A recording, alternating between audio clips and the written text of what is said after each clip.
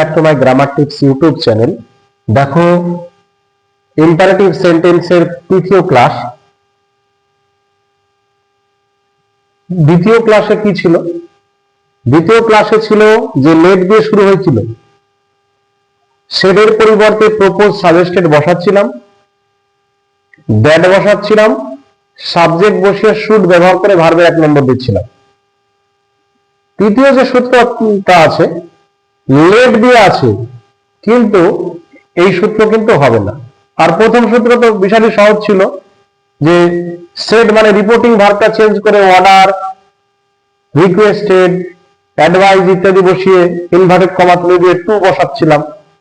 কিন্তু সূত্র এটাই যে ইম্পারেটিভ সেন্টেন্সে যদি লেট দিয়ে শুরু হলো, সঙ্গে সঙ্গে আমরা প্রপোজ সাজেস্টেড ইউজ করব না, ভুল হয়ে যেতে পারে।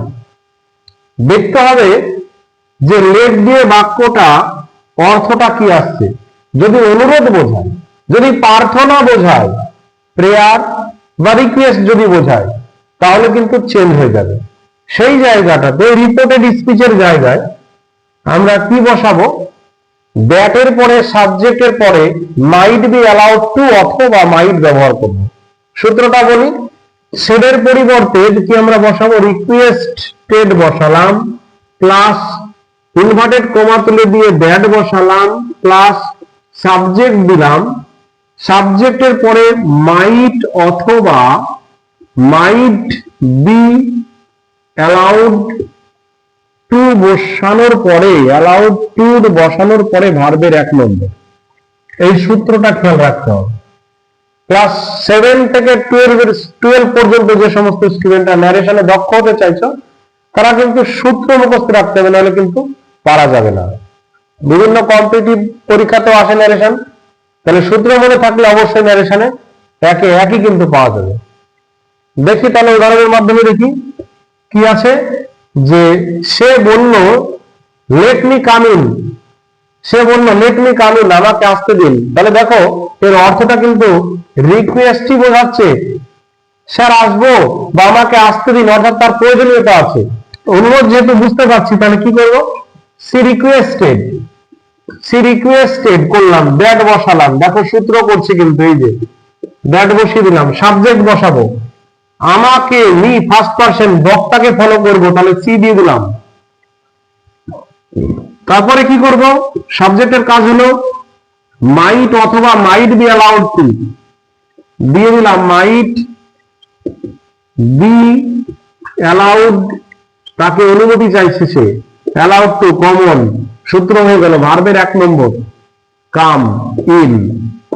একই সূত্র, সেটার পরিবর্তন করে আমরা রিকোয়েস্টেড বসালাম, অনুরোধ হওয়ার জন্য দ্যাট দিলাম, সাবজেক্ট দিলাম, মাইট বি অ্যালাউড টু কমন নিলাম, এটা বসালাম, ভার্বের 1 নম্বর বসালেই কিন্তু ন্যারেশনটা হয়ে গেল। She requested that she might be allowed to come in. একই রকম নিয়ম অনুসারে সে বলল লেট মি স্পিক ফ্রিলি, আমাকে স্বাধীনভাবে কথা বলতে দাও। তাহলে দেখো অনুরোধই কিন্তু বুঝছি, ঠান্ডাটা এখানেই যে লেট দিয়ে থাকলে যদি অনুরোধ হয়, অনুরোধ বুঝি, তখন আমরা কিন্তু মাইট অথবা মাইট বি অ্যালাউড টু কিন্তু ইউজ করব। হি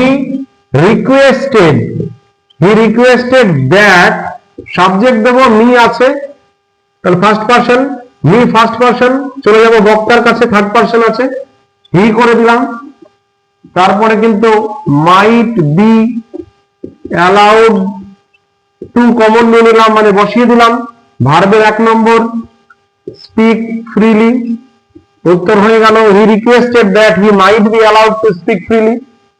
হ্যাঁ, প্রোনাউনের পরিবর্তনগুলো একটু বুঝতে হবে। দেখো 3 নম্বর এক্সাম্পল কি আছে?